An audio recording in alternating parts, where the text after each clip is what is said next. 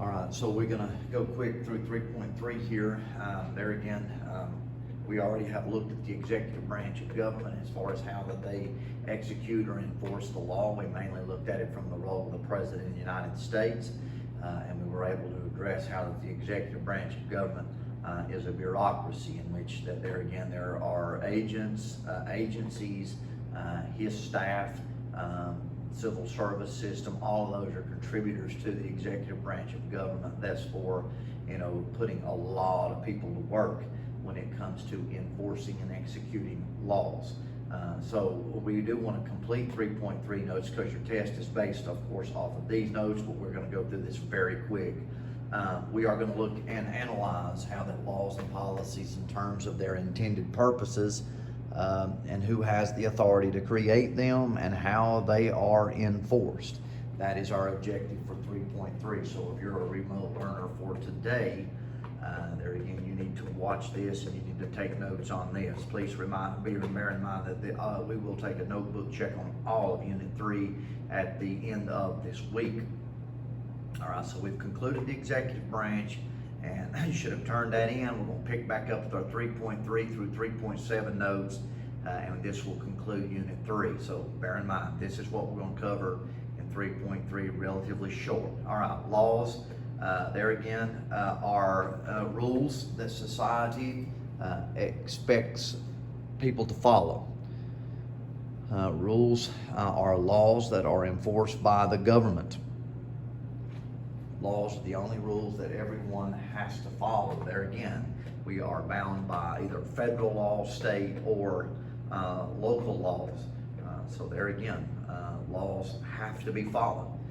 Now, what is the purpose of laws? The most basic purpose of laws is to be able to bring order to society. Could you imagine a lawless society? Think in your mind what it would be like, the fear that you would have, your family would have. I mean, you would be afraid to go out in the streets, and a lot of people are like that right now. You take into consideration what's taking place in a lot of our major cities where the police departments are being held back.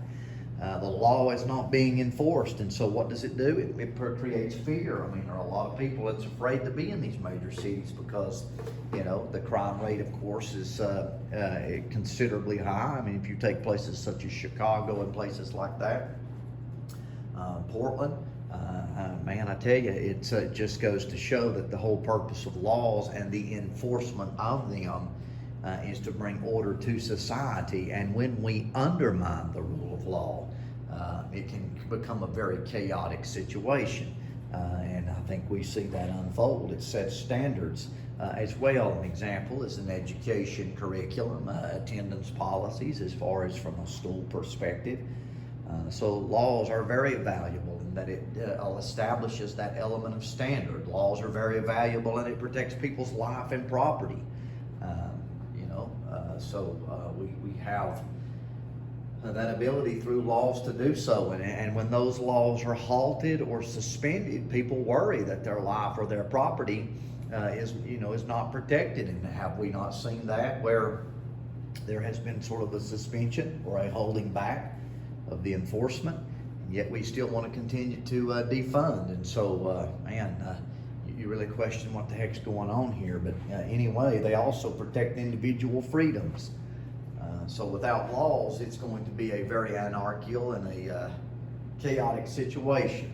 But nevertheless, governments at the town, county, state, and national levels can make laws as long as they do not conflict with the Constitution. Now, in the Constitution, there is the reference of a supremacy clause, meaning this, that no state law can, trump or bypass what the Constitution says. So there again, Constitution is supreme law of the land.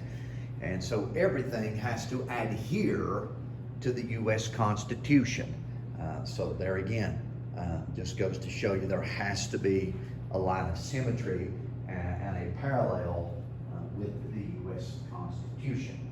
But of course, those are the basics of law. Very important that you can see that they at least set standards and protect people's life and property and protect individual freedom. Some types of law enforcement. Of course, at the local level, and this is rather common knowledge, but at a municipal or county law enforcement, town law enforcement, of course, you have your elected official and your sheriff. He, of course, appoints his deputies to serve under him, and their purpose, of course, is to enforce local law. Then at the state level, you have the North Carolina Highway Patrol monitoring the highways. That's the state troopers' role, is to make sure that public transportation and their laws are being adhered to. Alcohol-related issues and such forth. Now, anytime there's a crime, as far as in a particular setting, that state has jurisdiction, if need be, to step in as far as investigative matters. You know, if it looks like something that the local law enforcement is unable to be able to solve, then they can call upon the state. And then the State Bureau of Investigation, the SBI, will assist in these local investigations. There again, they have statewide jurisdiction, but the State Bureau of Investigation cannot jump from state to state. There again, it's a jurisdictional issue if that transpires. Now, of course, the federal level, you have the Federal Bureau of Investigation, who is housed in the Department of Justice. Remember that their sole purpose is to investigate crimes that come under federal jurisdiction. All right, and they have, of course, nationwide jurisdiction there. Remember that the FBI will work with state and local law enforcement to solve particular crimes. That's what they want to do. And if we watch Forensic Files, particularly one day, hopefully we can watch an episode where we see that those three elements of law enforcement working together. All right, let's come to public policy. All right, public opinion and public policy helps leaders shape and make decisions. So public opinion helps leaders shape public policy, let's say it that way. That is the choices the government makes and the actions it takes in response to a particular issue or a problem. So public opinion also indicates how well the government is responding to the will of the people. Public opinion can be viewed in two ways. The first is to consider the public as a single centralized body, a large group of people concerned about public issues. In this view, public opinion may be led or form of the decision and actions of important political or even social leaders. Here is a good case in point as far as public policy. For example, in 2002 and early 2003, President George W. Bush stated that intelligence reports indicated Iraqi President Saddam Hussein had weapons of mass destruction, which posed a threat to the United States' national security. Based on those claims, most Americans then supported the president's policy of a U.S.-led invasion.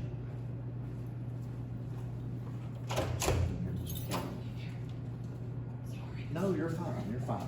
I don't want to leave you out there hanging. That's your first blocks of pictures. Thank Can you. give them to them and Thank just you. have them sign? Thank you so Thank much. you. I was like, I could slide them under the door. Thank you.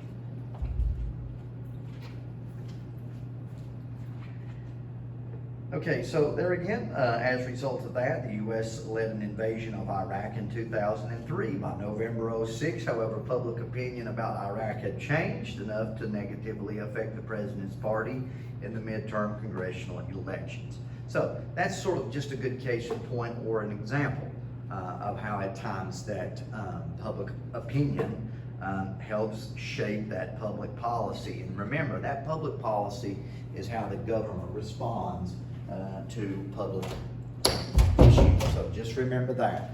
All right, and there again, anytime that there is the implementation of a public policy, most of the time it requires a government official to make a choice or a particular trade-off.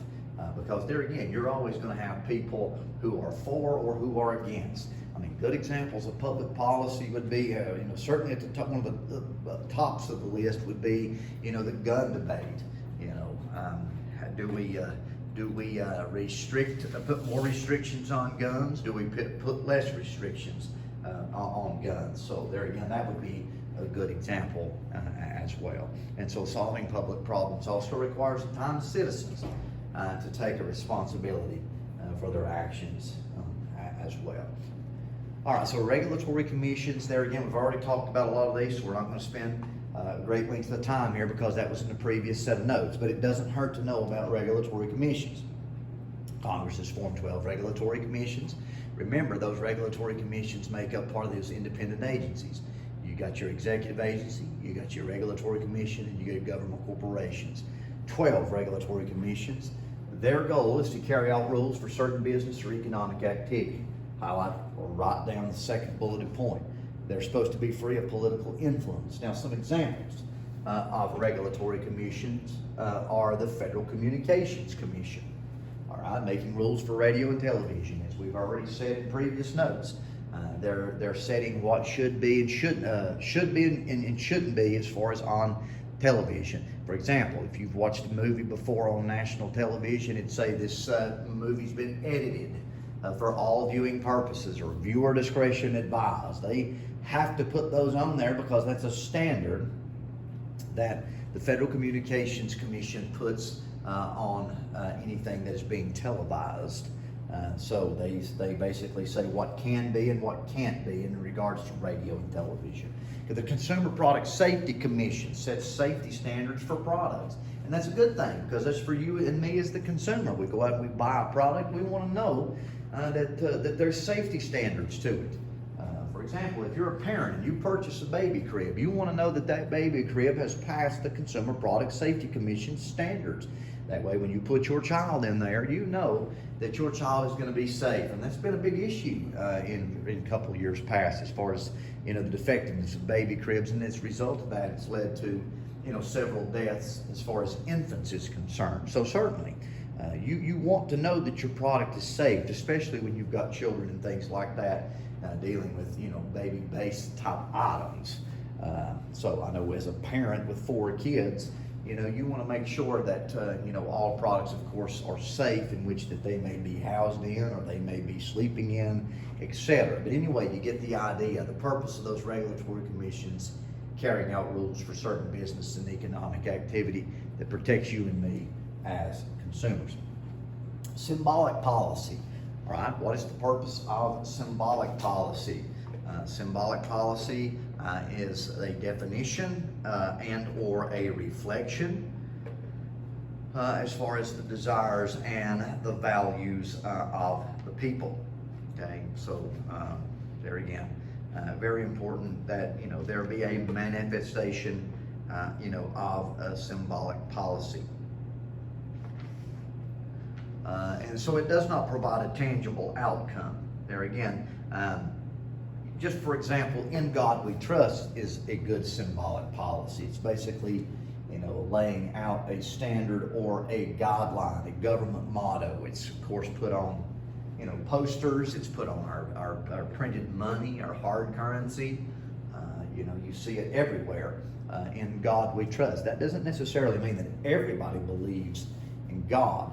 So it does not provide necessarily a tangible outcome, involves a little or no money. It is basically used as means to support a law, if you will.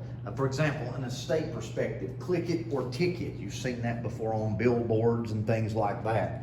It's basically a symbolic reference to that the law states that you need to buckle up. And if you don't, you are going to get ticketed for it.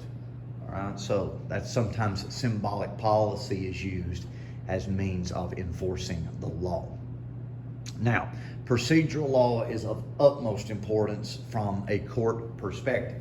All right, so procedural laws are rules that the court has to follow. Okay, so please remember that. Now, our court systems are supposed to be fair, and in order to reach that fairness, we have to be able to say that the rule of law, there again, rule of law, nobody is above the law, applies, all right, applies to everybody in a court setting. So the judge is bound by law. We're able to say that the attorneys are bound by law. So procedural due process requires that government follow certain procedures, all right, in all aspects, as far as a court situation or a court setting, all right. So if you take away the rule of law or procedural law, all right, then your court case can become very unfair. It can become very biased. It can become very corrupt. So it's important because it works to ensure due process. All right? Make sure you write that second bulleted point down. It works to ensure due process of law under the U.S. Constitution. Now, two main areas of procedural law, of course, are criminal and civil. We talk more about that in 3.4 notes. But procedural laws, of course, differ in federal court, state court, from jurisdiction to jurisdiction or court to court. But make sure that you know procedural laws are laws that the court, lawyers, and parties have to follow. This ensures due process. That means, say, for example, there's no cheating, so to speak, or corruption, in the courtroom that would demote fair and equal treatment, that would undermine the due process of law. So it's very important that when we enforce the law, as we do in our courts, we want to be extremely fair about them. All right, so that's all of 3.3 notes. Make sure you have those in your notebook, and that will solidify a good grade when we have the notebook check. Have a great day.